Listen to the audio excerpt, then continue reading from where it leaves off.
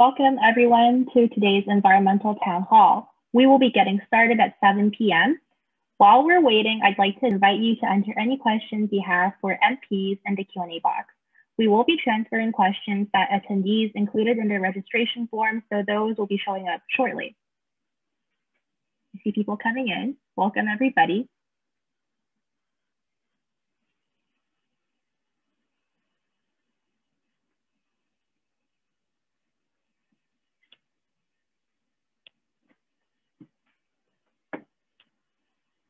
Amazing. So we're just gonna wait for more people to join. We'll have 1 minute left.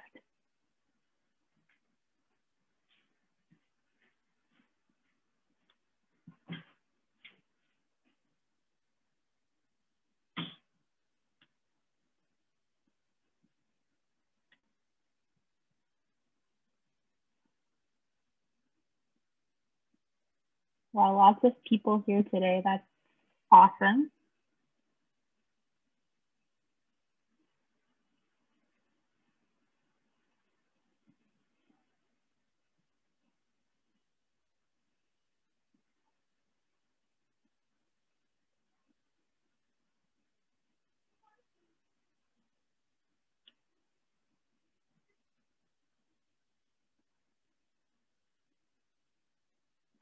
So I'm Simwan, Event Support Volunteer with the London Environmental Network.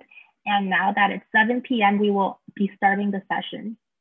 Today, we are excited to welcome MP Peter Fragiskatos of London North Centre, MP Karen Vecchio of Elgin-Middlesex-London, MP Lindsey Matheson of London Fanshawe, and MP Kate Young of London West. Thank you so much for being here today. This event is co-hosted by the London Environmental Network, Middlesex-London Food Policy Council, Thames Region Ecological Association, Climate Action London, Friends of Kilally Meadows ESA, and Growing Chefs Ontario. We would like to thank our member organizations for their contributions to the environmental town halls. I'm very excited to begin this event and have a meaningful discussion about what actions can be done to address environmental concerns in London, Ontario. We will now be starting the session with welcome and land acknowledgement from Leah Derricks of the London Environmental Network. Thanks, Singwan, and thank you everyone for coming out tonight. We would like to begin by acknowledging the history of the traditional territory and honoring the long-standing relationships of the 3 local First Nations of this land and place in southwestern Ontario. The 3 long-standing Indigenous groups of the geographical region are the Anishinaabe, the Haudenosaunee, and the Lenape. We would also like to recognize the 3 First Nations communities downriver Deshkon-Zibi, also known as the Antler River or Thames River, which are the Chippewas of the Thames First Nation, Oneida Nation of the Thames, and Munsee Delaware Nation. We strive to work with these communities to continue to listen, learn, and restore the natural area back to its original beauty, as well as support environmental initiatives and help our communities become climate resilient. I will now pass it off to Andrew Fleet for the introductions. Thanks so much, Leah. My name is Andrew Fleet. I'm the co-founder and executive director of Growing Chefs Ontario, a local charity whose mission is to change the way we learn about and develop healthy relationships with food. We're also a proud London Environmental Network member. This town hall is part of the GreenPAC series of 100 town halls through their Everyday Advocates program, occurring across Canada with MPs in local areas. The purpose of these events is to hold elected officials accountable for commitments they or their parties have made to their constituents and to hear what meaningful action has been taken on climate change and environmental issues. For tonight's session, we'll be asking each of our MPs 4 pre-submitted questions on the circular economy, food and emission reduction, nature-based solutions, and fossil fuel and emission reductions. Questions will be asked by LEN member groups, and I will call on MPs to answer them. Each answer will be limited to 90 seconds, and we will be cutting you off if you go over, to a maximum of about 8 minutes per question. For the remaining part of the town hall, we will open the floor to questions submitted by the audience. Some of these questions were submitted when you completed the registration, but you should all see the question box and have the ability to type your question there if you think of one during the session. Please specify the MP you are directing your questions to, and if there is a question listed already that you really like and want it answered, then you can upvote it. The upvoted questions will be prioritized during the question and answer. We'll aim to do about 5 to 8 minutes per question. Before we dive into questions though, I will introduce the MPs that we are lucky enough to have joining us tonight. First, MP Karen Vecchio of Elgin-Middlesex-London. Karen Vecchio was first elected as the Member of Parliament for Elgin-Middlesex-London in 2015 and re-elected in 2019 for a second term.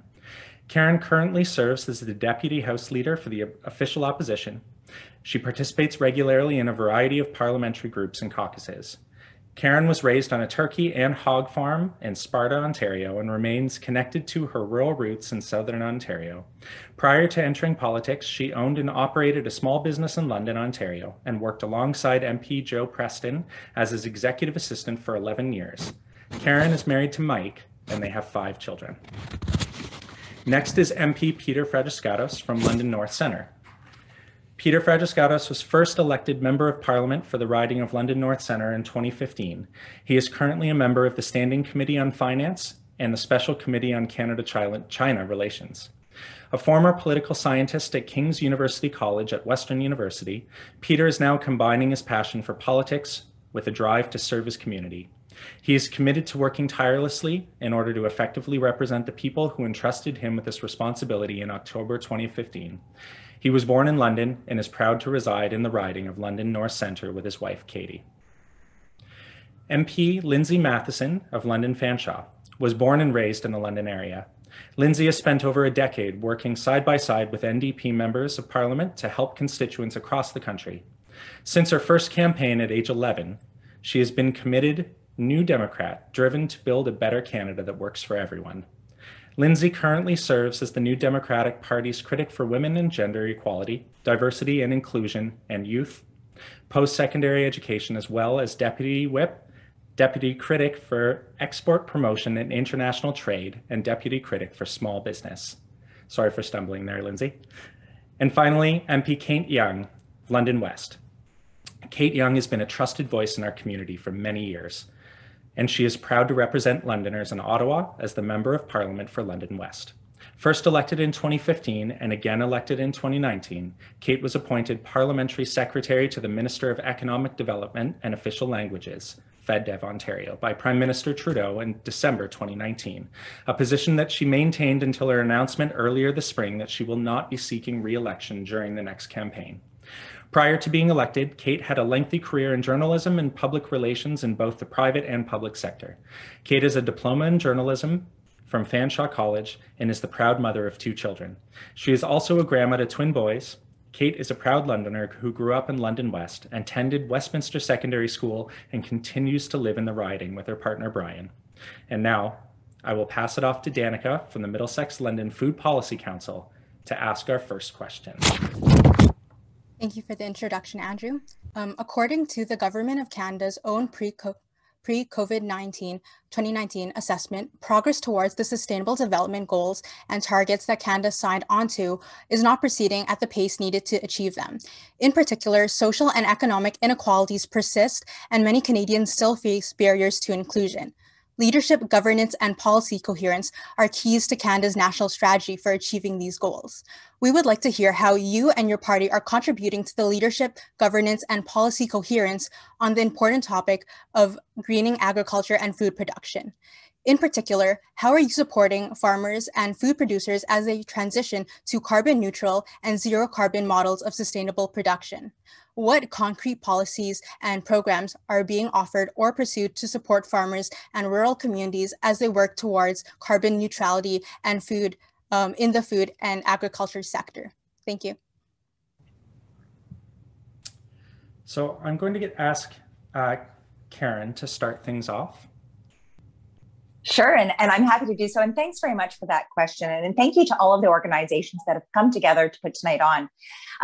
Coming from the rural background, I recognize that it's really, really important to combine that, the work that we're doing in our fields as agriculture producers and creating food, and what is best for the environment. And I do believe that farmers have, especially what we have seen in the last number of decades, tried to continue to improve that relationship. My party has discussed at great length the need to curb emissions that are wasted from agriculture, such as methane. We're advocating for new renewable natural gas, which captures methane from organic sources such as farms and landfills, reduces the carbon emissions, and creates a new renewable source of energy. So moving towards more of the natural gas to help out in the agricultural sector, we know that would be moving into a greener direction, which would be great because we have to be very cautious to not impact the food insecurity that we have, and that we've got to be cautious of the results in that. Our party has indicated that would be investing about $3 billion into natural climate solutions, which would include partnerships with agriculture and forestry sectors to support ways to enhance carbon sequestration and elimination of these emissions. So thanks for the question. I know that we can do lots of great work together, but we need to ensure that our policies are in line with agriculture and how we can move that forward with a good balance. Thanks very much. Thank you, Karen. I'm going to pass it off to Peter next to answer the same question. Thanks, Andrew, and thanks to the organizers once again for tonight. It's a really nice opportunity to answer some really critical questions. I think this first question is highly relevant, in particular for our region, seeing as though agriculture plays such a significant role and has in our region for such a long time. I will stay focused on the agriculture side. The question is one that, I mean, there's a lot there. But as far as agriculture is concerned, you've seen the federal government take recent changes that will see an estimated $100 million returned to farmers in the first year in order to support them and also to encourage investment in sustainable technologies. One of the things that I find is that our farmers certainly want to be part of climate action. They want to take steps in this direction, and government needs to be there to assist. So something like that will definitely help. The federal government is also investing to help improve energy efficiency on farms. This includes a focus on fuel switching as well and other new technologies. And there's something else that should be mentioned. That's $50 million that's being prioritized for the purchase of more efficient grain dryers for producers across Canada. There's more details on that to come. It's something that's quite recent. Finally, there's the Agriculture Climate Solutions Program that will see farmers come together with scientists to suggest ways for environmentally friendly farming practices to be promoted. This is an existing program and it's been extended in Budget 2021. Again, a partnership between scientists and farmers to look at things like reducing emissions through nitrogen management and other things like that, cover cropping, rotational grazing. But that gives you a surface level kind of answer to a really complicated issue. Thank you, Peter. Next, we're going to pass it to MP Lindsey Matheson. Thanks, everyone, and thanks again as well from me to all the organizers for putting this all together tonight. I think that it's interesting, and I had this incredible meeting a few months ago with some women from the National Farmers Union, and they made it very, very clear that we, over the past decades, have really focused on maximizing agricultural outputs, which has led to the maximization of agricultural inputs. And ultimately, they talked about Canadian farmers tripling their use of fertilizers since 1980, or tripling the pesticide use since 1990. And this idea that the more those companies, the fertilizer companies, the heavy machinery companies are invested in farming, the less that actual farmers get to take out of they get in terms of profits. And now we're seeing less than a 5% return for actual farmers after all of those costs are incurred. So they came forward with some really bold initiatives that New Democrats certainly support. And it's rejecting that idea of putting maximum for all that maximum export out and output, and instead diversifying the number of approaches and alternatives, organic, holistic, agroecological production, which I thought was a really great term, increasing the efficiency of fertilizer and maximizing natural sources of that fertility. 10 seconds, Lindsay. Encouraging cover crops, maximizing renewable energy, solar energy, all of those things. And that education piece is key. We have some incredible educational opportunities in Southwestern Ontario, Western, Fanshawe, to help to create those new alternatives. Thanks. Thank you, Lindsay.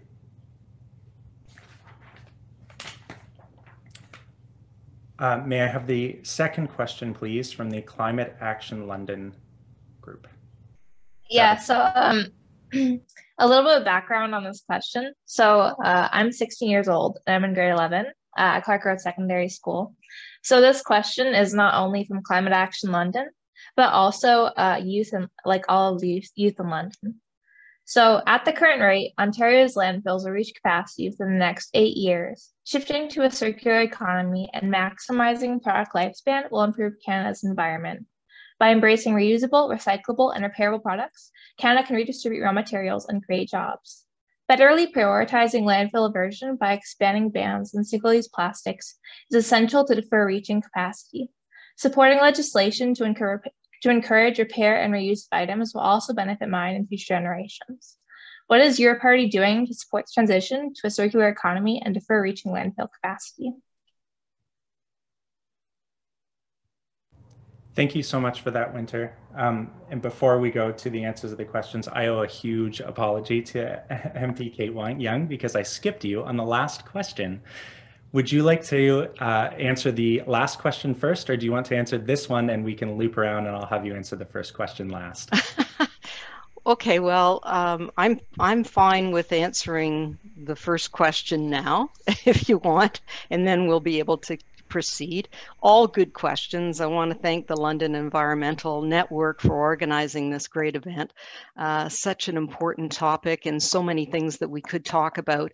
I think I'll pick up from what Peter was talking about what our federal government is doing, and talk about food waste. I mean, when you think about the amount of food that is wasted in Canada, it's just incredible. And this is why Canada and other nations are supporting the sustainable development policies and committing to halving food waste by 2030.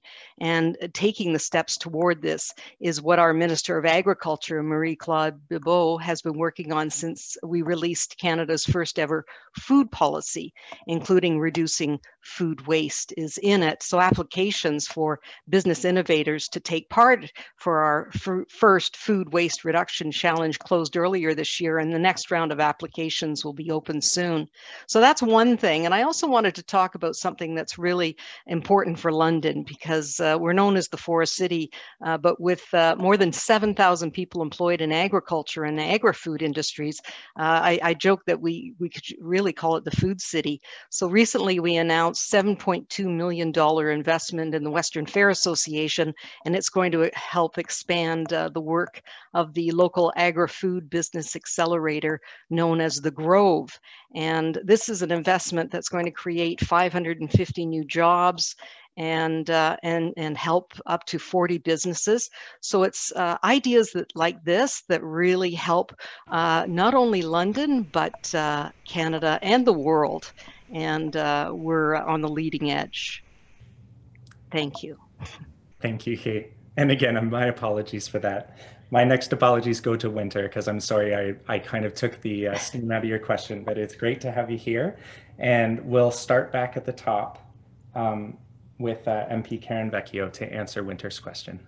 Thanks so much. And thanks for that great question. So just talking about that, and one thing that you've pointed out is, and it's definitely worth emphasizing, is that there needs to be that collaboration with all of the provinces and territories if we're looking at trying to improve our recycling and reducing waste and other initiatives like that. There needs to be buy-in, and that includes with the municipalities as well, because we know that a lot of these services are provided through the municipality when we're looking at collection of plastics. And when we're talking about plastic pollution, we know it's a big issue, and that 87%, I believe, and you probably have better stats than I, but 87% of plastic waste was not recycled in 2016. So we can do better, and there's absolutely lots of room to move forward.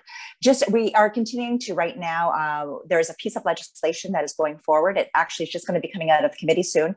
And it was a bill, a private member's motion put forward by my colleague Scott Davidson, and it's Bill C-204. And what this would do, it would stop the exportation of non-recyclable plastics so that Canada remain focused on curbing our very own plastic pollution instead of exporting it for other countries to deal with. So we know that this will be coming back for third reading soon. But it's just initiatives like this, taking responsibility for what we have. And so we do believe that it does have to be on the onus of the producers, the people that are doing these types of things. We have to ensure that we have proper packaging, making it smaller packaging. Just small and little initiatives like that make a huge difference, and making sure that things are recyclable. It's wonderful to see that we are expanding all of the time on that. But I know that the province of Ontario is trying to look at the Blue Bin program, how they can expand that so that they can take more articles in. And being in the riding of Elgin-Middlesex-London, I have the dump right near us. So it's Southold, and all of the garbage from the city of Toronto is exported down here to our city. So we understand these issues, and I think that we have to come up with approaches to ensure that we are properly getting rid of our waste if there is waste. And that's what's really important, is how do we reduce our waste in the first place? And so it's got to take everybody buying into it, from the consumers to the manufacturers. Thank you so much. Thank you, Karen. I'm going to pass it to MP Peter Fragiskatos now. Thanks, Andrew. No, this is a great question on the circular economy, and action is absolutely necessary, seeing as though 3 million tons of plastic end up in landfills each year, which all of you know. You follow these issues extremely closely, and it's great to see that the government has acted to address the problem. Specifically, the ban to be put in place beginning next year focuses on 6 harmful single-use plastics. These are items that are most harmful to the environment, that are not easily recycled, and where readily available alternatives exist. We're talking about plastic bags, we're talking about stir sticks, we're talking about six-pack rings, cutlery, straws, food service plastics that just have been a problem for a very long time, like styrofoam containers for takeout, for example. We need to keep plastics in the economy, though. I've mentioned here single-use plastics, but plastics in and of themselves are not bad. The key is that the producer needs to be responsible, and we are helping them do so by developing new regulations to establish a requirement that products and packaging be made with recycled content, and that products are designed to ensure that they can be recycled.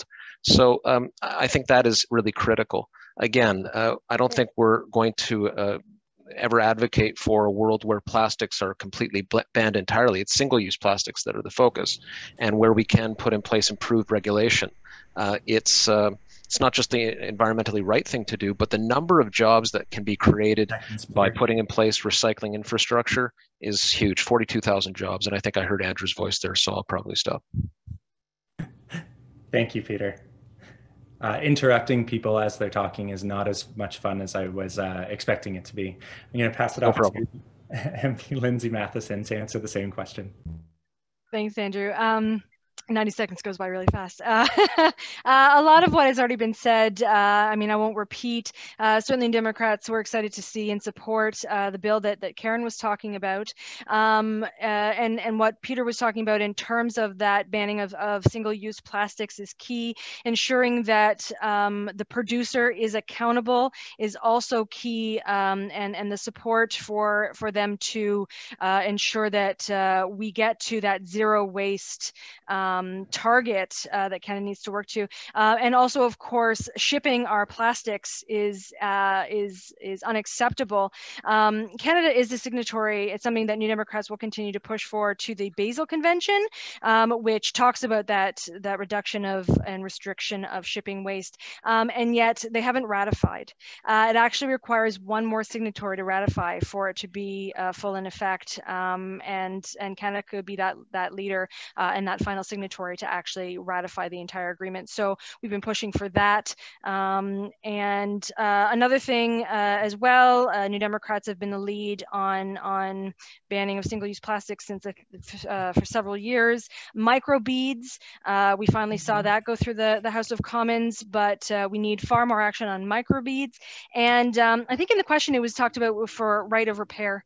And New Democrats have had private members' bills in the House since 2009, talking about that consumer protection, environmental protection, and safety allocation, as well as supports for small businesses. So there's a lot of opportunities and you know, a world where, you know, we can actually use and reuse all the phones and we think about all the waste from automobiles and so on. It's really somewhere we need to go. Thanks. Thank you so much. And not to be forgotten, pass it over to MP Kate Young to finish off this question. Thank you very much, Andrew. No problem. I thank you for this this question. Of course, you know, it's really a shared responsibility. All levels of government, the federal, provincial, municipal levels of government, really have to use every tool in the toolbox to address this issue and make sure that we're coming across with better policies and laws to deal with this. And you know, Lindsay just mentioned the right of repair. That's something that our London West Riding Association has been talking about and really would like to push as well. And as Peter mentioned, our government's decision to ban single-use plastics is, of course, a step in the right direction. Unfortunately, just talking about COVID-19, it's led to a dramatic increase in plastics use, like the masks, which under current circumstances do not have ready substitutes available. So our first step is targeting plastics that don't have more environmentally friendly substitutes available. And I think it's also important to realize that we are making a dent in this. More than 22.3 million tons of material used in Canada is recycled or recovered. And the steel industry is actually recovering nearly 7 million tons of scrap steel annually. And the paper industry isn't far behind. So we are making strides, but we have to work together, all of us, to make sure that we continue to make those strides. Thank you so much. The next question is going to come from TREA. It's our nature-based question, and Kaylee is going to ask it. Perfect, thank you. So just to give a bit of context, pre-colonial southwestern Ontario landscape used to be abundant with forests, wetlands, meadow, and other natural landscapes. Now southern Ontario has less than 30% of the original wetlands, which increases the likelihood of floods during extreme weather events. And the loss of forest and wetlands is heavily attributed to urban sprawl, development, and agricultural lands. So we're wondering, what has your government done or pledged towards wetland restoration in the past? And what do you think the next steps that need to be taken are to preserve and increase wetland habitat? And if you're all right with it, we'll switch up the order and we'll start with MP Kate Young this time. Okay, thank you, Andrew. I think this is a great question, and one, oddly enough, I think the fact because of COVID, more people are more attuned to nature, and I think a lot of us are finding we're enjoying the outdoors and maybe being interested in preserving the outdoors more. So in the last federal election, our government committed to protect 25% of our land and 25% of our waters by 2025 and 30% of each by 2030. And we remain committed to that goal. And of course, we can always do better. You know, last fall, the PM called upon every country to protect 30% of their land and water by 2030. And that might be difficult. We need to have a global approach, and Canada has to do its part. I know that we sometimes hear from people who say, you know, Canada only makes up 2% of global emissions. Let's leave it to someone else to make up the difference. But that I really think is the lazy way out, and it's not going to work in the long term. So you need to remind people that you know, while the US and China and India make up 50% of emissions, there's who's making up the remaining 50%. Well, we're one of those countries, and we need to lead by example. And so that's what we're doing as a federal government. Thank you so much, Kate. We'll go to MP Lindsey Matheson to answer the same question next. Thanks so much. And our fresh water sources, they are so critical for the health and well-being of our entire ecosystems, our communities, local economies. We think about just here in southwestern Ontario in terms of the Thames, in terms of the Great Lakes, and the implication or the influence that has on us. I actually have a couple private members' bills that I was able to introduce pretty early on, and one of them is to develop a national freshwater strategy to protect our freshwater sources. And of course, wetlands is a huge part of that. We need to look at our international agreements and how we value water. And we need to reverse some of the changes that were made to navigable water protections so that all lakes, rivers, groundwater sources, all wetlands, they are protected. The one thing that I've seen with a broken heart recently is some of the provincial government's changes to zoning rules and degradation and development of greenbelt areas and key wetlands like Duffins Creek, the expansion of the 413, I believe, is into some key wetland, environmentally sensitive areas. And these are the things that we have to work, the federal government has a responsibility to work with the provinces to ensure that those protections are put into place so that those changes aren't made as easily and where money rules. So I'll leave it there because I know I'm going to get cut off. Thank you, Lindsay. Peter, we'll go to you next. Thanks, Andrew. Kate talked about some of the major commitments that the government has made and is following through with in terms of reaching that 2025 target, which I think we will reach. There's been some very significant investment made in that direction. And Budget 2021 continues with that. There's a number of things in the budget that I could point to. I mean, it's 750 pages long. There's quite a bit on exactly this question. I'll just isolate one point, which is that you would see going forward $1.4 billion over the next 12 years, starting this year, to top up what's called the Disaster Mitigation and Adaptation Fund, which I'll talk about a bit later. London's been fortunate enough to benefit from that. It will support programs like wildlife mitigation activities and the restoration of wetlands and shorelines too. We're going to also be taking action to prevent priority species at imminent risk of disappearing. And we will do so, really importantly, in partnership with Indigenous peoples. That hasn't been mentioned tonight. Not because my colleagues don't care, I know they do. I think it is very important that we are very cognizant of the need to do that, to engage in these protection measures with the stewards of the land and those who know the land best, our Indigenous peoples and communities. I'll leave it there, Andrew. Thank you, Peter. Karen, that brings us to you. Absolutely, and thanks so much for that question. As I said a minute ago, am I getting an echo? No.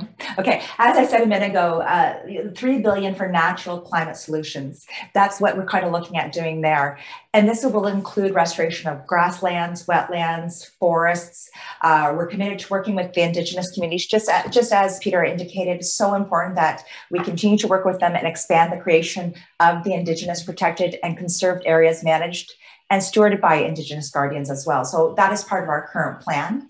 And me and all of my fellow colleagues, we really do feel strongly on ensuring that we're not dumping raw sewage in our lakes, rivers, and oceans. And we want to end that practice by prioritizing infrastructure projects, investing in efforts to curb these activities. So things are things that we are really working on.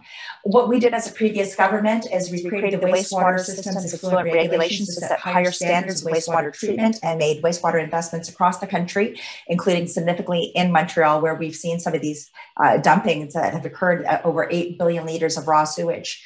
Personally, I am really big into the conservation. Being a resident of Elgin-Middlesex-London and having the opportunity to grow up on Catfish Creek, I recognize the importance of our natural lands. And so whatever we can do to continue to restore and rehabilitate the lost wetlands and increase more, I believe working with our stewards of the land, I think of the Elgin home stewards, and they're just incredible work that they do. And I think those are the good investments that we can do within our own small communities. Thank you, Karen. For the fourth pre-submitted question, we're going to hear from Tina from the London Environmental Network, and her questions to do with fossil fuels and emission reductions. Thank you. So in London, the primary source of emissions is from cars. The secondary source is from home heating using natural gas. So our question for you is, what have you done to reduce Londoners' reliance on natural gas? And what are your plans moving forward to help London meet its net zero emissions by the 2050 target or earlier? And if you're all right with this, we'll start with MP Lindsey Matheson for this question. Thank you. I think some of the key things that we need to work towards, of course, is the idea that public transportation needs to be a key focus. And actually, New Democrats in our last platform talked about getting to a point where public transit was free. We know that takes a lot of work, and that certainly takes a lot of investment. But as we've seen just over the last little while with the demise of Greyhound, unfortunately, it requires such a large input, and I think that can only really happen through the federal government. We've actually talked about over 5 years for a just and sustainable recovery. New Democrats have said, we need to invest about 100 billion. So 10 billion of that is transportation, extending future transit projects here in southwestern Ontario, of course, with the high-speed rail corridor. That will be key in terms of ensuring that we get those cars off the road, that we don't allow the creation or expansion of another highway around the GTA. Retrofits are key, as you had said, in terms of home heating. We need to put about, we've allocated or said that we want to allocate 28 billion into retrofitting at least 200,000 pre-1984 detached homes, create zero interest loans for home retrofits, have Indigenous infrastructure funds, and an additional 10 billion in the creation of 1 million new housing units, because housing is such a huge part of that, but ensuring that they are environmentally friendly and efficient. That was the word. Sorry, I got excited because I was out of time. I'm actually astounded at how well all of you are doing with staying so close to time. This is not easy. I speak really fast. I've taken part in quick fire question and answers. You're doing better than I would. We'll pass it off to Peter to go second. We don't want to deal with the wrath of Andrew Fleet, my friend. So we knew that you were going to be moderating, and you're doing a great job yourself. And you got politicians talking, so you have to be on guard. No, the reality is that climate change is real, and that carbon pollution is real. I think that is the beginning point. The vast majority of Canadians acknowledge that now. And you saw the government go in this direction by actually putting a price on pollution. First federal government to do so in Canadian history, which is a tremendous step forward. And it's done through a really, it's an incentive program. There's a rebate system in place through it. Sorry if you can hear my neighbor's dog. The average family of 4 in Ontario will receive $600 this year. We've also made record investments in renewables. I know the question related to natural gas, but that all fits into this because it's also talking about net zero by 2050. There's $2 billion for large-scale building retrofits, $2.6 billion for home energy retrofits that the government's put forward.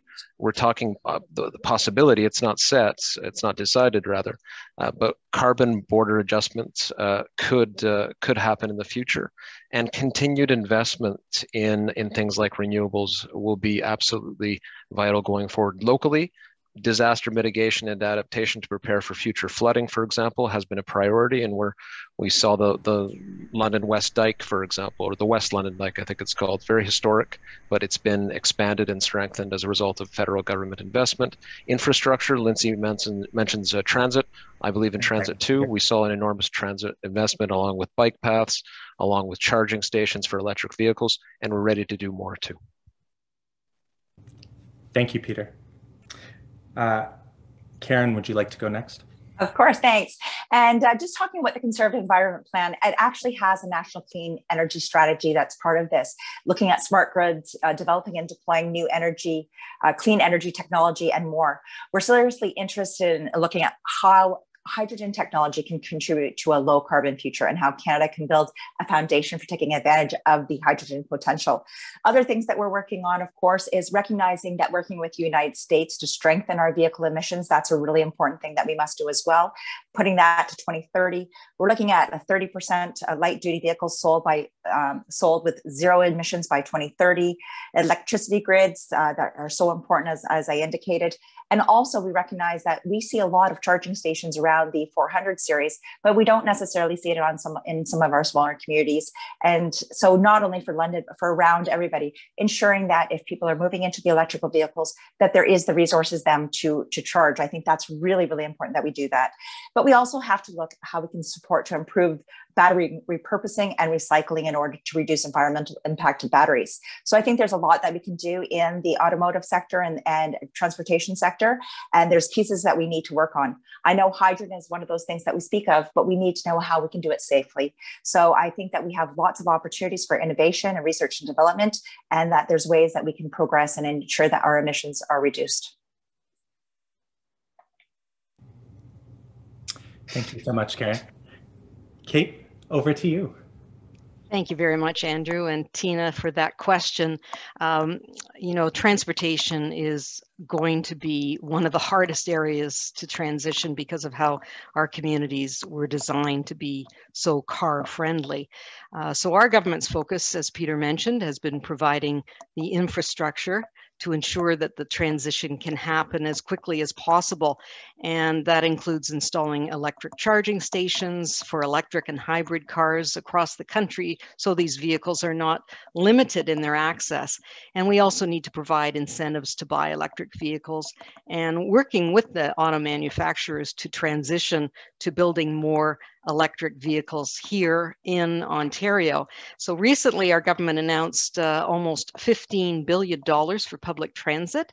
And London, of course, is looking at electrifying its bus fleet, which is very exciting. And I hope we can help with that.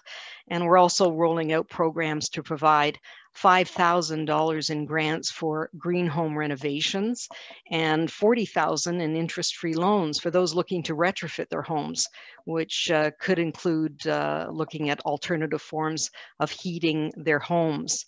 And I also wanted to mention in London, we're supporting innovative communities similar to the one out in London West. Oxford West is the Sifton West 5 development. It's very innovative, and it's London's first neighborhood powered by the sun. So these are things that I think that we're doing locally and across the country, and continue making sure that we become sustainable. Thank you. Thank you, Kate. And again, thank you to all of you for answering those questions. I'm going to pass it over to Leah from the London Environmental Network, and she's going to ask the audience submitted questions for the next portion. Awesome, thanks, Andrew. Yeah, so you guys were submitting questions throughout the session, and as you can see, the higher priority or the upvoted questions are higher up on the list, so we're kind of going to go down the list. And I will just be asking MPs, you know, whoever wants to jump in to answer, and we'll try and make sure that everyone gets an opportunity to chip in without making it run too long so that we can get to more questions.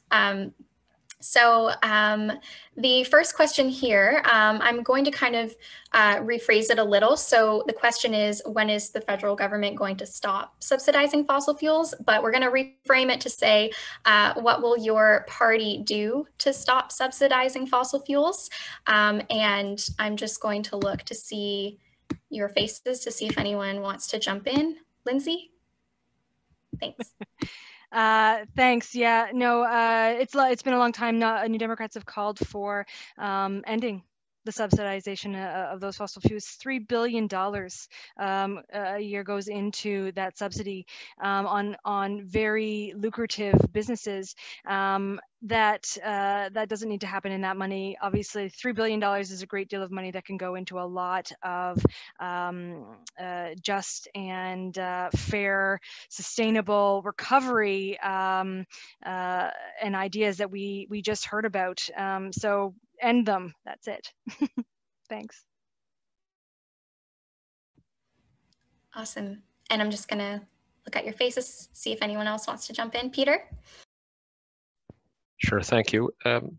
It's a question that that I've heard before. I think all of us have.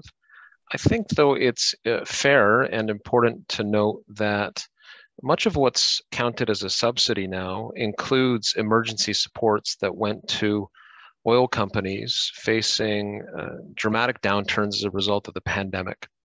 So when that economic shock first took hold and continued, we worked with, as a federal government, oil companies to ensure that their workers had work, to be very simple about it. That included going and having workers clean up abandoned oil wells and doing related activities, which did help to sustain those workers and their families while contributing to the economy too. Now, there is a financial cost to that, which the federal government did bear, but all things considered, I mean, if you have an environmental benefit, as we do have with a program like this, if you have people working that otherwise would not have been working, then I think that a policy like that is sensible. But I'm always happy to continue to hear from constituents and others about how they feel on the subject. Karen? Thank you very much. And I think one of the things that we also have to look at is, I recognize that we want to move into a cleaner environment. That is something that we talk about all the time, and Canadians want to move that direction.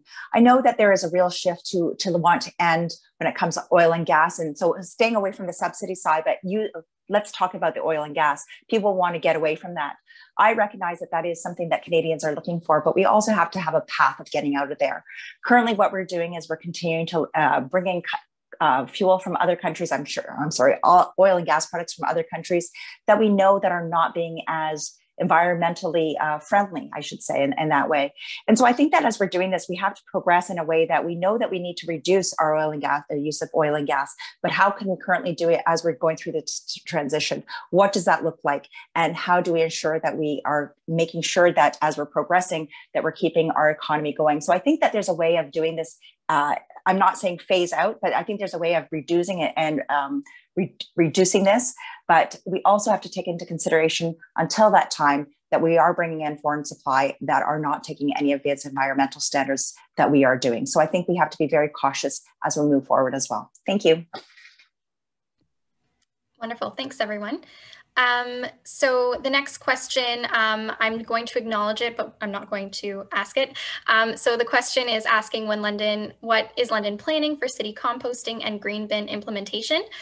So this is a municipal decision, and the City of London has been working on this and sharing updates. I'm going to put the link in the chat there so you can all visit that. But we've also ran a Green in the City session back in January with the City of London, and we had some staff from the city speak on this and share some updates on where the green bin program is at. So you can check that out after this town hall. We're going to then move on to the next question, and this is kind of a two-pronged question. So, well, for the Liberal MPs, so it says that Canada has failed to achieve every target for carbon emission reductions that it has ever set. Do you think Canada can meet their future targets? And if so, why? And then to the non-Liberal MPs, your question is, what sets your party apart from the Liberals on climate action, particularly with reducing emissions? Who would like to start? Kate? Thank you, Leah. Yes, very good question, and it's one, of course, every government faces. And I truly believe that we can hit our targets, and we really need to all be involved in this. And I said this earlier, but I think it's not something that just one level of government can do. And it's not just, we all as individuals have to do our part. But as far as emission reductions, most people think about cars and transportation, but it's some of the highest inefficiencies come from inefficient buildings, and that's somewhere between 17 and 20% of our emissions come from inefficient buildings. And that's why we're introducing the green retrofitting and to help us lower our energy costs. 21 million tons of CO2 comes from food waste, which is something I talked about at the very beginning. So I think we have to do that, and greening our transit system. And all of these things together will help us reach our goals. And I think it is all together, we will be able to reach them. We have to.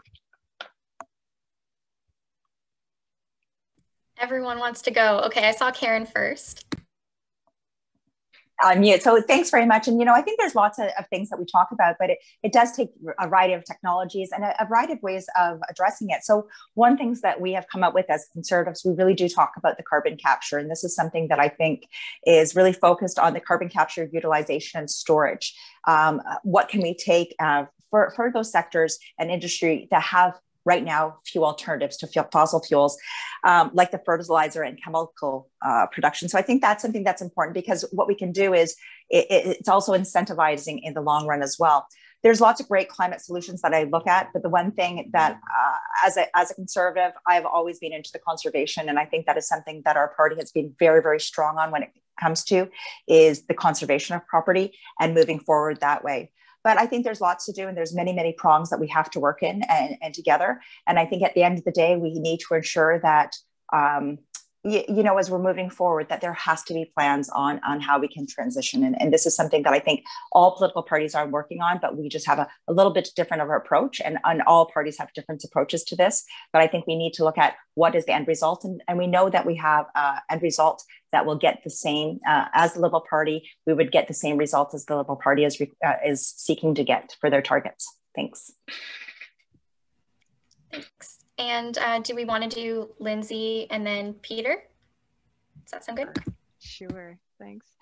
I think you just have to look at what New Democrats have been putting forward for, gosh, I can't even remember. I think the first time I was really politically active was when Jack Layton started to bring forward the Environmental Bill of Rights and that Climate Change Accountability Act. And it was New Democrats leading on the ban of single-use plastics. It was New Democrats leading on microbeads. It was New Democrats leading on those key things, and the idea that you put people at the center. We put people at the center of all decision making, but the idea that you protect human rights and have them have the right to a healthy environment where they can grow, where they can prosper. We've been leading the way on those kinds of bills for very, very long time. We've been pushing the government. They've put forward some environmental legislation, but they don't have key targets set until 2030. And we've been pushing and saying you need to set them sooner. They need to be for 2025. You shouldn't wait that long. You haven't met the targets that you've had. There's a cost to that. We've also implemented within other pieces of legislation the insurance of a healthy and clean environment grounded in commitments under that human rights-based approach that is linked to a lot of Indigenous rights and that kind of movement. And so I think when you hold parties accountable, it's looking at those things that they bring forward and potentially actions that they have not taken time and time and time again.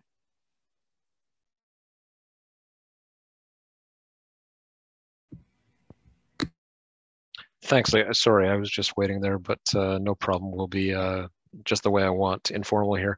You know, I like Lindsay very much, so I will in a very friendly and polite way, just disagree there. There's a number of things one can say. As far as targets, 2030 is the really critical target because that is, along with the rest of the international community, the year that we've really looked towards.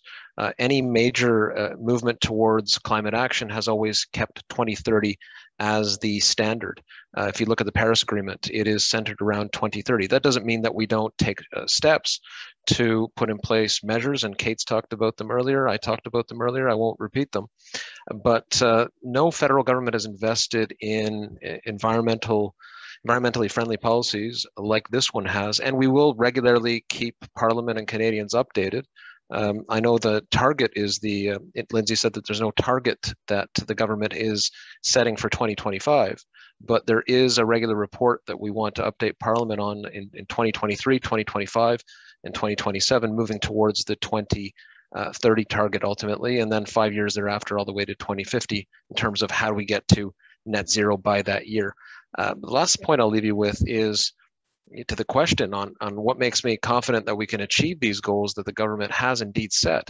It's not just government that's moving in this direction, and I think that the various programs that we're championing will help realize that goal of net zero by 2050. But the economy, the entrepreneurs of this country, consumer patterns, they're shifting in this way. If you look at 10% of new cars in BC, they're electric vehicles.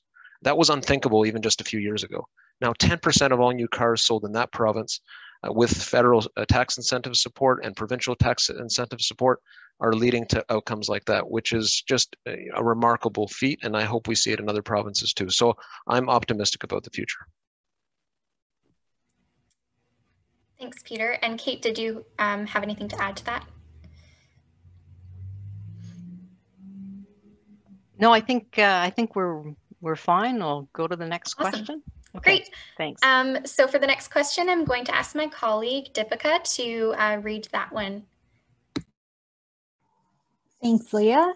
So the next question is, animal agriculture is the second largest contributor to human-made greenhouse gas emissions after fossil fuels, and is a leading cause of deforestation, water and air pollution, and biodiversity loss.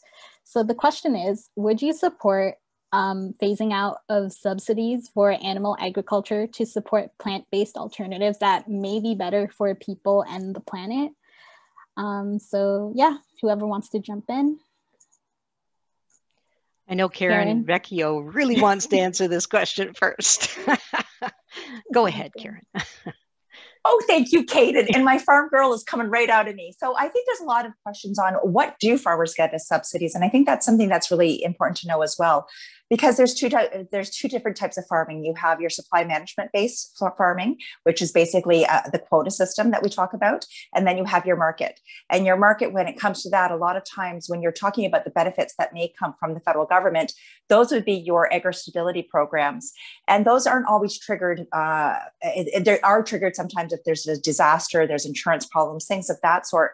But for farmers to get subsidies, a lot of things that we're looking at is there needs to be such a reduction in what they're what their crops are, or there has to be a loss of something like because you have mad cow disease. So in all honesty, I would not say that our farmers are subsidized. It's very different than the US, very, very different than the US, where I do know that there are subsidies that do go to our farmers.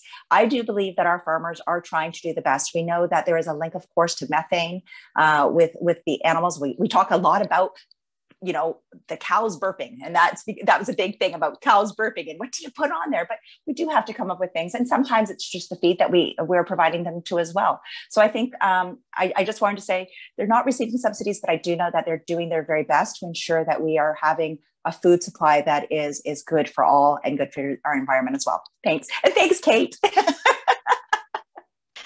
Well, maybe I'll just pick up from there, because I know that, you know, I think it's the way the citizens shift their thinking. And I think it has changed. And I know personally, I'm eating more plant-based. I love meat. And I'm not saying I'm like everyone, but it's happening. I think people are thinking twice about what they eat. As far as farmers are concerned, I think, as Karen said, it's different. We're not subsidizing farmers the same way that they are in the United States. But I think we can do both. We can support plant-based farming because I think when consumers start demanding it more, as they will, there will be reason for supporting this type of industry. So I think it is possible to continue both and gradually move to more plant-based farming. Lindsay or Peter, do you want to jump in? Yeah, I'll jump in very quickly and turn it over to Lindsay. Certainly, we have to work with farmers, right? As I said earlier, right at the beginning of the evening, when the question came on farmers, they want to contribute. They want to be part of positive solutions. They do see climate change as the threat that it is to all of us, to the world. So let's continue to work with them. There's programs that have been put in place that see partnerships between farmers and scientists working towards meaningful solutions. And the other thing I'll mention is that government is powerful, but its reach is always limited. It is not infinite. And so if there's a desire here, and I don't know if this was the subtext of the question or not, but I think it needs to still be said, government cannot legislate changes to human attitudes or taste, right? You know, and it is a matter of behavior here. If people want to purchase meat, they will continue to purchase meat. If they want to change to, if they want to become vegetarians or vegans, it is their choice. And the economy will take that into account. It's a free market-based system. And you'll see consumer patterns change and the economy will follow suit. So I think, yes, we do need to pay attention to all these issues, but let's do so in cooperation with farmers and pay attention to what consumers are ultimately asking. But the fact that, you know, Beyond Meat is such a valuable company now, right? 20 years ago, 10 years ago even, I think that would have been unthinkable. It would have, you know, if you would have told me that there would be a company called Beyond Meat selling what it's selling and doing so well, it wouldn't be believed, but they are doing very well. So maybe there is a really monumental shift in the population on this.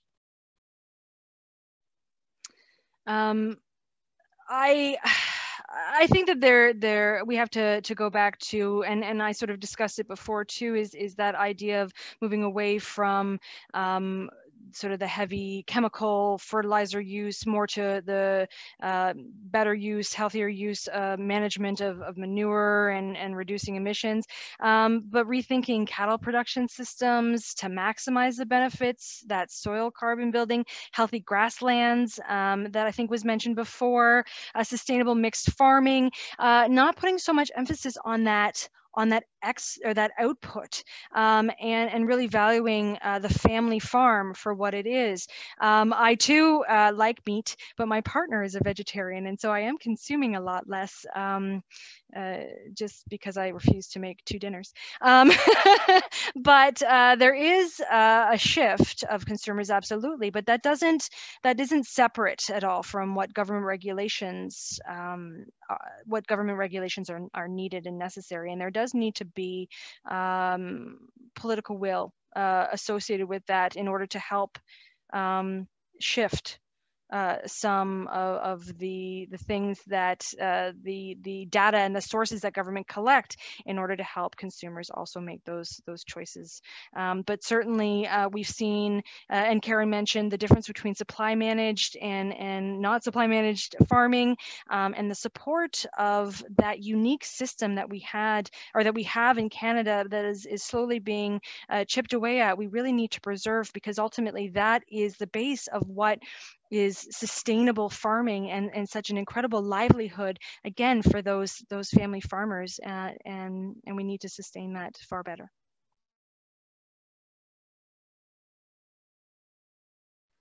Thanks so much. And I'll pass it back to Leah to ask the next question. Wonderful, thanks. Okay, so don't be mad, but we're going to skip to a really good question. And actually, I would say there's a common theme in a lot of these questions about nature-based solutions. So here is a good one.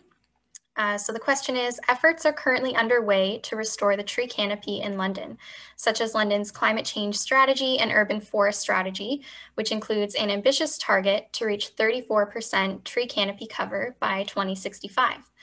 However, these efforts are hindered by the lack of an available supply of trees, especially native species. What is the government doing to support ramping up the production of trees in order to help municipalities like London reach their goals for planting? And just going forward, I think we'll do 2 MPs per question, and that way we can just get through some really good questions. So who would like to go first for this one? Lindsay, thanks. Well, I'll volunteer. So one of the many things that I am trying to do is get through a lot of the introduction of and reintroduction of legislation.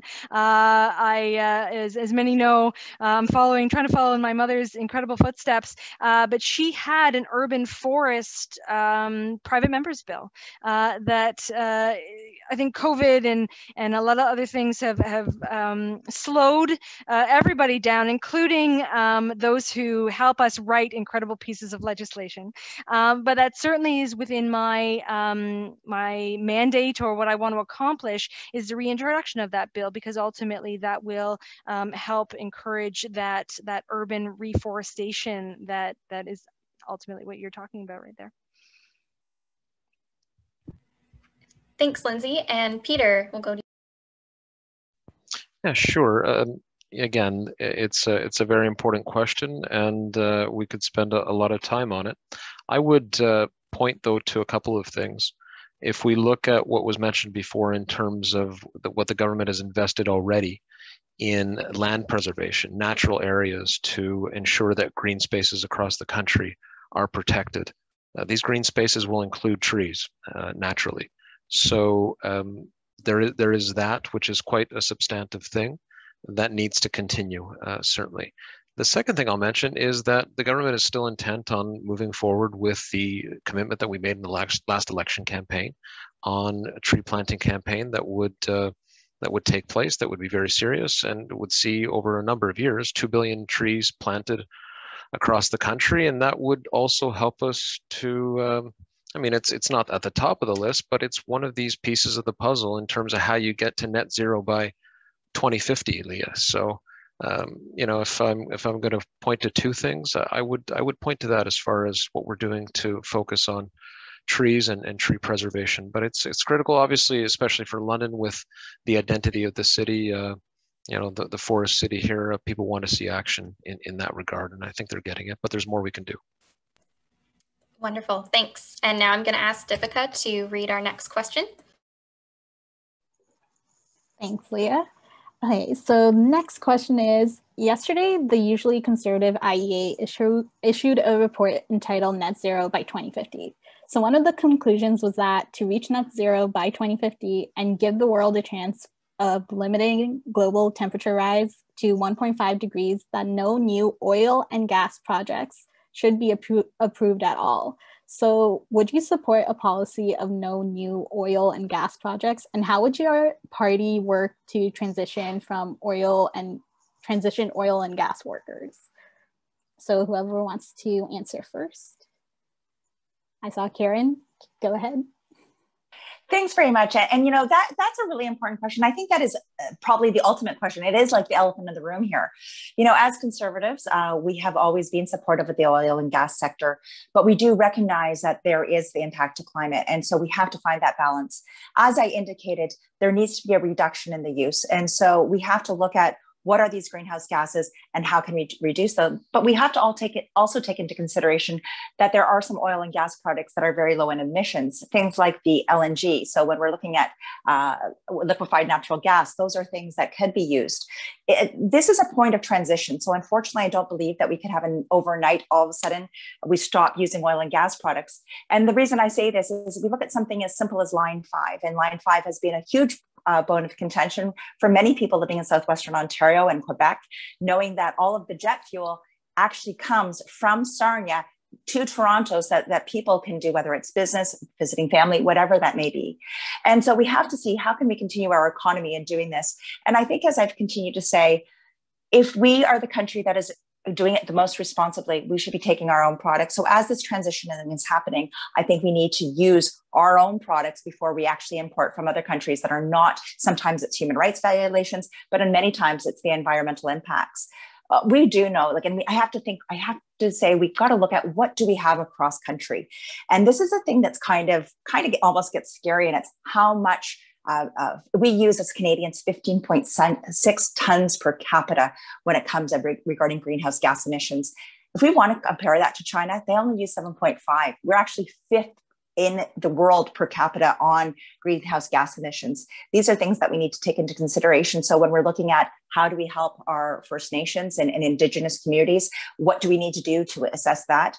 It's not just a quick fix, because right now they are using, in many cases, things that are unreliable. And so how can we ensure that the heating systems for people that are living in the far north and in our Indigenous communities as well is being maintained? So I believe that we do need to do something that we're extremely responsible at, but I also say if we say no to any projects in the next 29 years, that we may be actually creating a greater, it's getting worse than better. And that's why I do believe in our own Canadian technology. Thanks so much.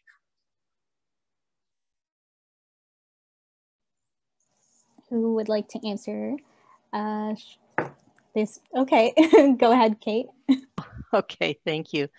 You know, I think Karen has some good points there, but we do need to go hard and fast as possible on this to stop immediately, and that's what the International Energy Agency is calling for, is unrealistic.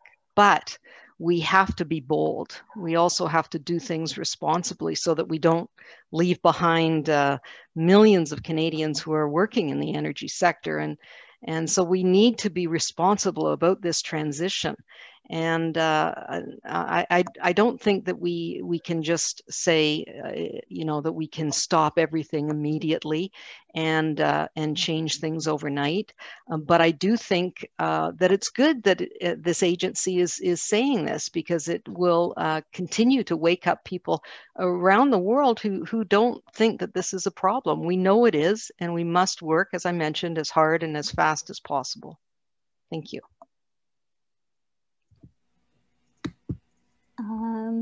Who would like to answer that next? I could jump in there. I know that we were only supposed to do 2, so I'll be really quick. We absolutely need to transition to the low carbon economy, and we can't leave workers behind. Absolutely, we need to work with the provinces and territories to ensure that we provide that training, retraining within our incredible post-secondary education institutions for that new low carbon economy. We can make sure physical, digital, social infrastructure investments that contribute to the reduction of emissions go to all regions, communities equally, expand and support the technological assistance. Canadians are incredibly innovative, and so to create those clean technologies, I mean, we see it in London in my riding at Trojan Technologies. They are doing incredible work. We need to invest again in transit and the high frequency rail along the Quebec-Windsor corridor. And we can use that $3 billion in oil subsidies to fund a lot of these projects. I think that's where we need to go. And of course, a lot of other things are mentioned, but I said I'd be quick. Thanks so much. And I'll now pass it back to Leah. Awesome, thanks. Yeah, so we'll just start with the next question here, which is, what is London doing to promote the reduction of vehicle use and increase active transportation, such as biking, walking, and public transit, especially as people begin returning to in-person arrangements and start commuting again? Karen. Hi, I'm happy to go. And I know that I don't mind to take all of the great projects that both Peter and Kate will talk about, but we do recognize the trail systems are so important, whether it's for a bike or whether it's for walking, those types of things so that we can engage the community. I actually living in St. Thomas, so I know that a lot of people will talk about how they can have a route that goes from London to St. Thomas. So right now, the County of Elgin, for instance, is looking at what are the best options for cyclists, those people who want to go into London or come back. And we need to make sure that we have the safety as well as the best plans so that we can connect our communities. And I think that's something that London is really focused on. And I know many of the surrounding communities in our region is connecting those paths for one another. And it's interesting, I love to, my son's best friend just bought his first vehicle, and it is his electric moped or his little electric scooter. $1,800. It's making it, I look at things like that where it makes it actually affordable for people to use alternative routes, types of transit. He's able to go 35 kilometers. So I think we need to ensure that we have things that are affordable and that are safe for people to use so that they can travel across the city. Thanks so much. Oh, Peter? Sure. No, the thing I would point to is the fact that the federal government for the first time has put in place an active transportation stream as part of its overall infrastructure investment policy that's never been seen before. And the result is we're already seeing it, in fact, more walking paths, more bike lanes, more emphasis on active transportation. It is something that reflects attitudinal changes within the general Canadian population. In other words, people want to see more of this, and the government is acting. And there's more that we can do on this and many other issues. One thing that hasn't been mentioned so far is that all of this costs money, and I support investments along these lines. I think every MP on this panel thankfully does. But in order to pay for programs like this, that will benefit all of us, that will help to contribute meaningfully towards climate action, we need a strong, sustainable economy. And you're seeing the government before the pandemic, and we had the lowest unemployment rate in Canadian history. Obviously, the pandemic made things more difficult economically, but I think we are poised to see a great economic gain after the pandemic is overcome.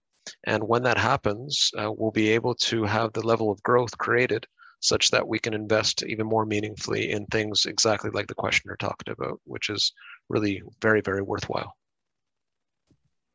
Awesome, thanks for your answers. I'll ask Deepika to ask the next question, and thanks to everyone for being flexible that we're adjusting to 2. Thanks, Leah.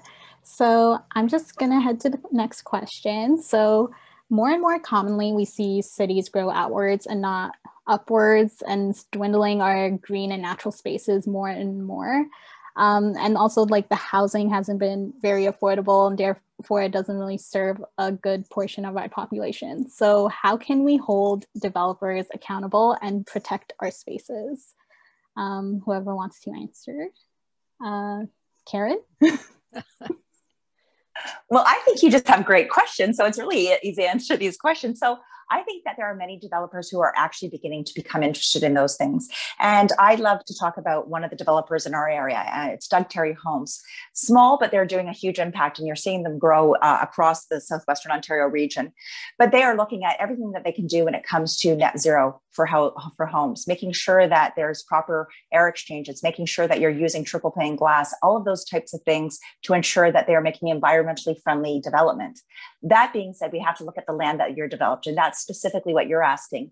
So I think infill, as we've seen in our communities, something that Habitat for Humanity, for instance, does, a lot of the infills, those are very important. But I think what we've really seen as well is housing's going to change. And I think if we look at where we were in March of 2020, everybody was okay with living close to neighbors. With this pandemic, I do believe that there will be some changes of what I've seen. And I'm sure that every single person on this panel has seen a migration of people from Toronto, recognizing how beautiful it is in the London area. So we're seeing a huge change there, which is also increasing our cost of homes as well. But I think it's something that we have to watch on what we're going to do. We have to ensure that to make things affordable, we need to use, to make things affordable for people in the long run, we need to make sure they're environmentally friendly. And all of those technologies need to come together. But I do recognize that we're going to have a little bit of hesitancy once again, because many people, and if you're looking at the housing market in Toronto, you'll find when you're looking at condominiums, they've been reduced or the sales are not as quick as what you would see for separated homes. So I think we're going to have to see what this looks like. And I can't just say this is how it will change, and because I think COVID's had a real impact on that as well. But that's an awesome question. Thank you. Does anyone else want to jump in or want to answer? Kate, you want to go? Well, thank you, and I won't talk for too long, and Peter can jump in. I did mention about the London West 5, the Sifton property that really is something that I think shows that developers are looking to the future, but we have to have the consumer needs to demand this as well. And when you see communities like London, and you'd want them to fill in. The question is, do people want neighbors that close, as Karen said? And I think there's a lot of push and pull with this, and so it's not an easy thing to answer, and especially with the cost of housing, and as Karen mentioned, the number of people that are coming to the London and St. Thomas area is just phenomenal. But it's going to make it more difficult for first-time home buyers to find that home. And so we have to keep that in mind when we are expecting developers to make homes that are both economic and environmentally sound. So there's a lot to discuss. Thank you. Thanks so much. And I'll pass it back to Leah. Awesome, thanks. So this question is asking when is the provincial government going to reinstate the building code requirement that all new homes and multi-unit residential buildings will be wired for electric vehicle charging? When will the provincial government make it a requirement that all new home builders give buyers the option of having eco-friendly heating and water heating systems? I was thinking, yeah, Peter? I think you're thinking what I'm thinking, but go ahead. Since it's provincial, are you, I mean, I was thinking it's hard you could to just comment contribute on as much as like what your party would do. Okay, right. It's on charging stations, right? So yes, we need to see more of these, and I think you will. I think you will, because you have a government in place that has pushed in this direction with tangible results. We've actually seen, I believe by my last count, and maybe it's increased, but it's around 40 charging stations around the City of London. More and more buildings have charging stations on site. I know that Petro-Canada is moving to making sure that its charge up stations have, or its gas stations rather, also have charging infrastructure on site. And the other thing I'll mention is that consumer patterns are pushing this forward. It's not just government moving in and saying this is the right and virtuous thing to do. It is, of course, the right thing to do. But when the population changes its purchasing patterns such that we see, I mentioned before what's happening in BC with new vehicles, it's not the only jurisdiction that's seeing these things, seeing that sort of outcome in North America. There's many others we could point to, but more and more, I mean, it's not uncommon for friends and family. I certainly speak for myself, but my colleagues probably are in the same boat. You know, they're thinking about electric cars. They're thinking about making that investment, and electric cars are becoming cheaper. So we are going to see this happen, and I think governments will have no choice but to support that effort, as will building owners themselves too, because the private sector does have a major role to play. And Lindsay, would you like to go next? Yeah, the only thing that I think I would add is there is room for the federal government to, of course, and they have started to put forward federal incentives for zero emission vehicles, but that could absolutely be increased and needs to be increased. We are starting to see some of the manufacturers here in Ontario manufacture what I'm excited about, an electric Mustang. Woo.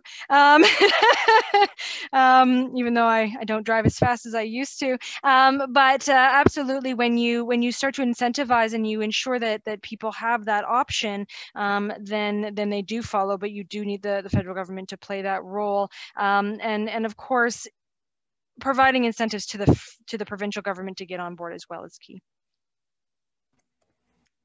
Awesome, thanks. And I think given the time, what I'm going to propose is that we look at our next question, which I'm not going to ask it exactly how it's written, but it is talking about a green recovery.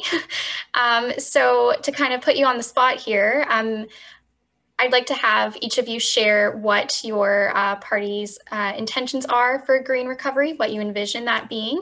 And that way we'll hit everyone in the last 8 minutes. So who would like to go first?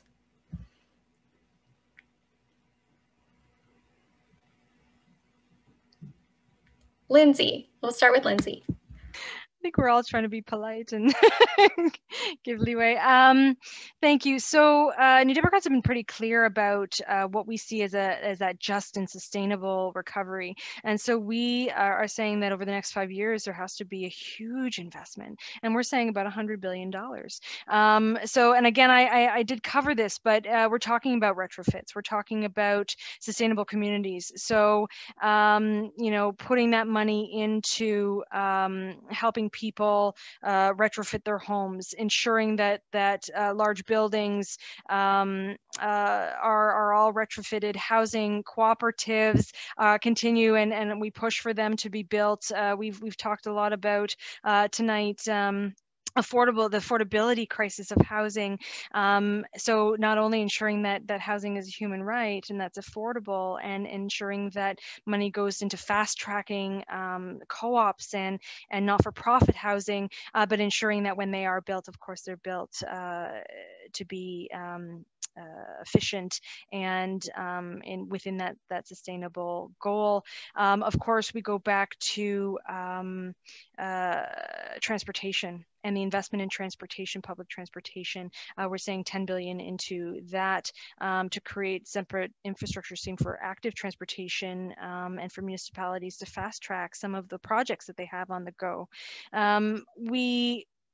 We also need to invest in the grid, of course, that's been mentioned tonight. The zero emission vehicles, ensuring that we have a national manufacturing industrial strategy that meets that as well is key. We've seen a move away since the implementation of NAFTA from a lot of those incredible manufacturing jobs, and we have the ability, we have the opportunity to invest in people and putting people at the center of that, and the education form, and that transition to low carbon economy, and the jobs that are at the center of that. So I'm probably over my time, but in a nutshell, that's what we want. Thanks. Karen, would you like to go next? Sure, and I can't wait till Lindsay picks me up in her fully electric Mustang. That will be fun hanging out with you, Lindsay, when you get that car. That's really cool. You know, there's lots of things that we can do. And as we're looking at this recovery, there is time to sit back and see how can we do it better. And I totally agree on that. So, you know, when we're looking at low carbon fuel standards, what we need to do that, the carbon captures, you know, investing in some of these natural climate solutions that we need to do. I also think the carbon border tariffs have to be really looked at as well, because one of the biggest thing is that we need to be competitive. So if we're competing with countries that do not have these restrictions is not the word, but if there's more cost to produce, we need to take that into consideration if we're bringing imports in from countries that don't have these types of standards. I think that is something that for many, many years we have not done, so that we see, and as you were talking about those things, those items that you buy that become garbage, those are a lot of the things that we seem to be buying right now from those products or from those countries that we are high emissions.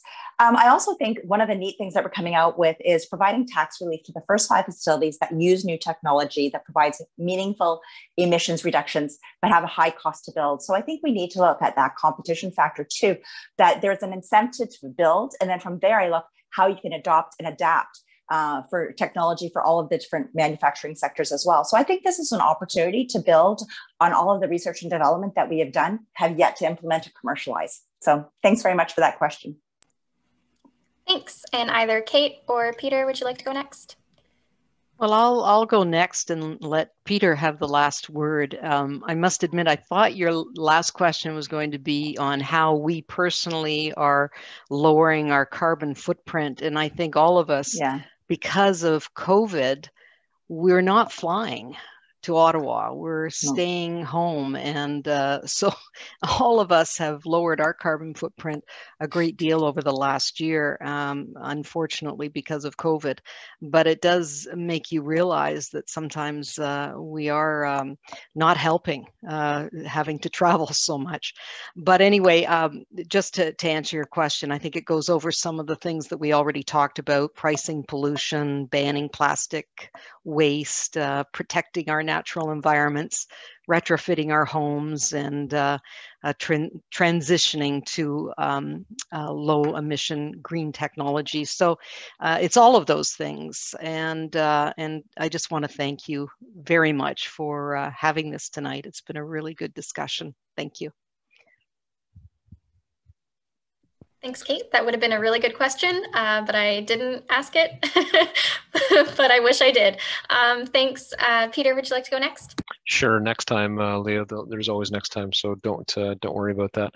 No, I think that, look, much of what my colleagues have mentioned, I mean, Karen and Lindsay, we will disagree on some of the details, but much of what they've mentioned, the government has acted upon, maybe not in a way that satisfies what their parties are calling for, but we've seen enormous gains in the right direction over the past 5.5 years since the government took office in 2015. And I think if I'm going to leave you on, or leave the group here on one thing, it will be that 2050 is moving towards a carbon neutral situation by 2050 is the supreme goal. I mean, that's the goal. That's what we have to work towards. And to get there, government has to lead the way, certainly, but it's also going to require an effort that takes and puts out a call to individuals. And I know those participating tonight take this issue very seriously, so they're on board. But individuals have to really look at their responsibilities in this. The private sector has an enormous role to play as well. And government has a role by investing, offering incentives to individuals and to businesses as well to take part, so that we can reach that goal of 2050. But I'm enormously optimistic about the future. If you look at what's happening in terms of renewables rather, if you look at what's happening in terms of electrification, whether it's of transit, but specifically cars, I mean, Canada is well poised on this too. And the rare earth deposits that we have in the country will make us a global leader. And I'm glad that this government is talking with, has begun in a very modest way so far, but it's meaningful, discussions with President Biden about how we can partner with the United States to ensure that things like the electrification of automobiles is a priority. So I think that we've got a lot to look forward to going forward. Wonderful. So I think we'll wrap up the evening there. Thanks for being so agreeable when I put you guys on the spot so many times. So thanks to the London Environmental Network members and volunteers that helped organize this event with us. And thank you to everyone in the audience for your questions and for your participation as well. We have been recording the session, and we will share that recording when it's up online. And thank you to our MPs, Lindsay, Karen, Kate, and Peter for your time tonight and for answering all our questions. And last thing before we go is we just created a short post-event feedback survey for attendees. So the link is there in the chat. It'll take about less than 2 minutes. And it'll just help us learn more about you and how you liked the event. So with that, I think we'll end the night there. Thanks again, everyone, for your participation, and take care.